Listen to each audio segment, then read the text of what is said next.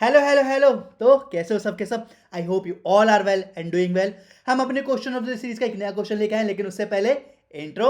We learn chemistry and we will try to understand each and every concept related to the chemistry. Channel name is all are familiar with it, the curly chemist. आ जाइए, चलो question solve करते हैं। देखो क्या पूछा गया, the correct increasing order of उनके बॉन्ड एंगल कौन कौन से तीन आपके कंपाउंड दे रखे हैं, BF3 PF3 ClF3। अब देखो, सबसे पहले यहां पे हम कंसीडर करते हैं क्या, यहां पे हम कंसीडर करेंगे कि आपका सेंट्रल एटम कौन सा होता है। तो उसके दो रूल होते हैं। दो रूल क्या, दो शॉर्ट ट्रिक होती है। पहला शॉर्ट ट्रिक ये होता है कि हमेशा सेंट्रल एटम लेस नंबर में होता है। ध्यान रखना, हमेशा सेंट्रल एटम क्या होता है, लेस नंबर में होता है। किसी भी कंपाउंड में जाके देखोगे जो लेस नंबर वाला होता है ना एलिमेंट, वही क्या होता है, सेंट्रल एटम होता है। दूसरा शॉर्ट ट्रिक फिर कभी बताऊंगा, सारी चीजें आज थोड़ी नहीं बता दूंगा भाई साहब। ठीक है, तो इस क्वेश्चन को सॉल्व कर लेते हैं। बॉन्ड एंगल के बेस पे हम क्या करेंगे, हम हाइब्रिडाइजेशन निकालेंगे ऑन दैट बेसिस ऑफ नया वाला रूल। नया वाला रूल मतलब स्टेरिक हिंड्रेंस के बेस पे हम निकालेंगे हाइब्रिडाइजेशन। उसके बाद क्या होगा, वहां से हमें बॉन्ड एंगल पता चल जाएगा। As simple as that. पहले बात करते हैं BF3 की। आउटर मोस्ट इलेक्ट्रॉन वो होते हैं, आउटर मोस्ट इलेक्ट्रॉन होते हैं आपके तीन। ठीक है, आउटर मोस्ट इलेक्ट्रॉन तीन, स्टेरिक नंबर होता है तीन। हाइब्रिडाइजेशन हो जाएगी sp2। मेन चीज जो यहां पे नहीं है वो है नो लोन पेयर प्रेजेंट, और sp2 है तो वो हो जाएगा ट्राइगोनल ट्राइगोनल प्लेनर।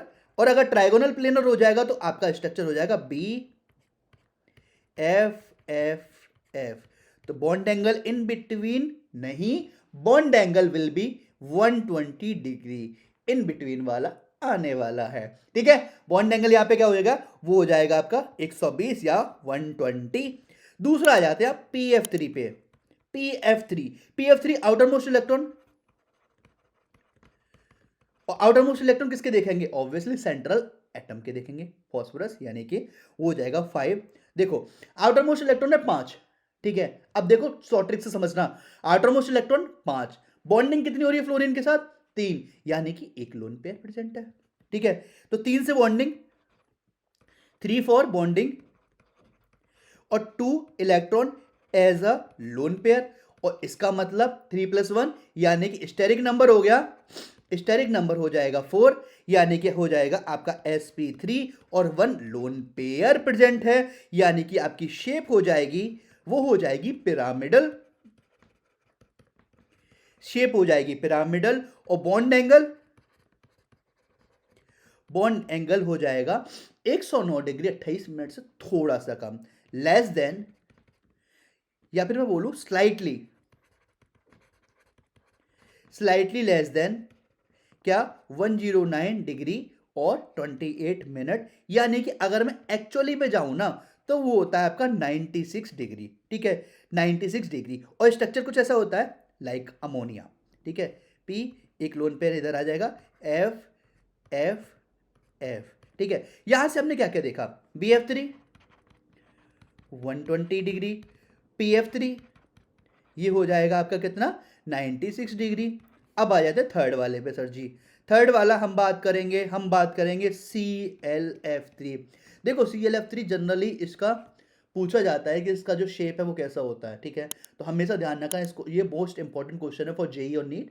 वहां पे आपसे पूछा जाता है कि इसका शेप क्या होता है, इसका शेप होता है टी शेप।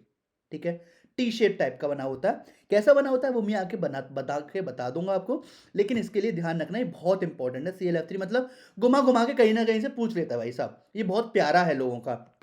ठीक है, मेरी तरह।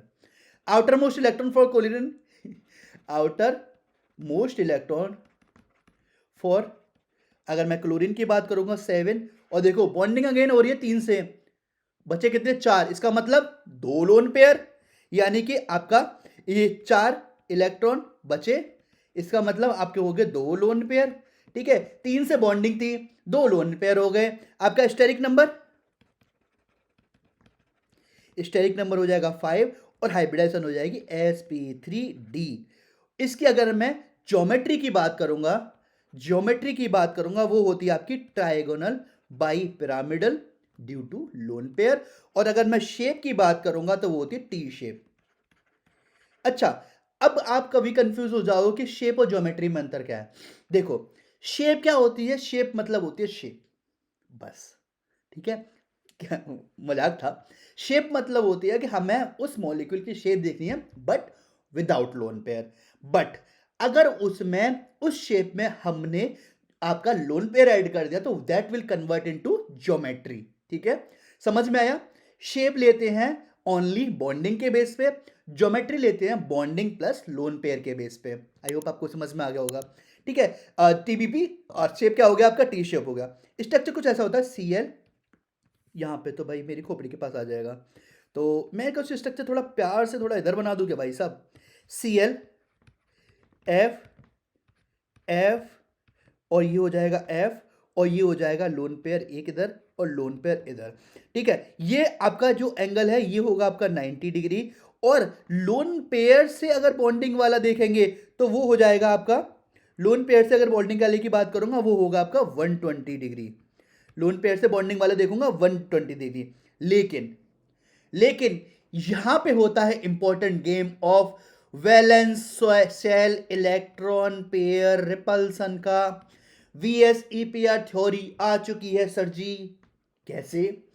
हमें पता है सबसे ज्यादा जो रिपल्सन होता है वो होता है लोन पेयर का, फिर होता है आपका लोन पेयर बॉन्ड पेयर का, और फिर जो लेस होता है वो होता है बॉन्ड पेयर का।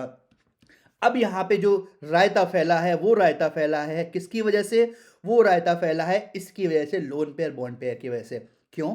क्योंकि देखो यहां पे दो दो लोन पेयर है। सबसे पहले तो लोन पेयर में रिपल्सन होगा जो कि मैक्सिमम होता है, उसके बाद लोन पेयर और बॉन्ड पेयर में होगा। तो जो 90 डिग्री वाला जो एंगल होता है ना वो स्लाइटली लेस हो जाता है, स्लाइटली लेस हो जाता है। तो वो प्रॉपर 90 नहीं रहता, वो हो जाता है लेस देन 90 डिग्री, ठीक है? Less than 90 degree. तो ओवरऑल हमने देखा BF3 120 डिग्री, 120 था भाई साहब, PF3 96 डिग्री, और आपका CLF3 हो जाएगा लेस देन, या फिर यहां पे मान लीजिए कि कंपैरिजन प्रॉपर इतना क्लोज नहीं है तो इसे मैं 90 डिग्री कंसीडर कर लेता हूं। सबसे ज्यादा बॉन्ड एंगल क्या हुआ? BF3, then PF3, then CLF3। आपका BF3 then PF3 then CLF3, option number 3 will be the right answer. I think आपको ये वीडियो समझ में आई होगी। सो एट लास्ट हम क्या बोलते हैं? सबसे पहले I am wishing you for the best, ठीक है? तो चलो मिलते हैं इसी के लिए चौराहे पे। Bye bye.